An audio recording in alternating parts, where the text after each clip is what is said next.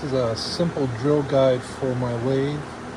Taken a drill guide block, mounted it in a piece of wood, attached, for my case, a 5/8 inch diameter tool rest post. I've actually got a threaded insert in there that it's threaded in against, and then it fits in the tool rest. And you can adjust the height by using the center on your tool.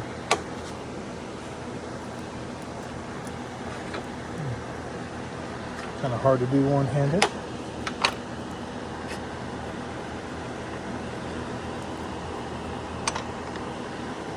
we go. So you can center that up.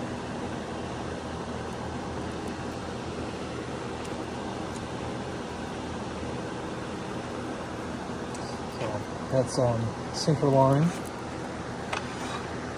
Then you can mark that, turn this as you need in relation to your piece, raise it or lower it if you need to allow drilling straight or angled holes into your piece for supports and decoration.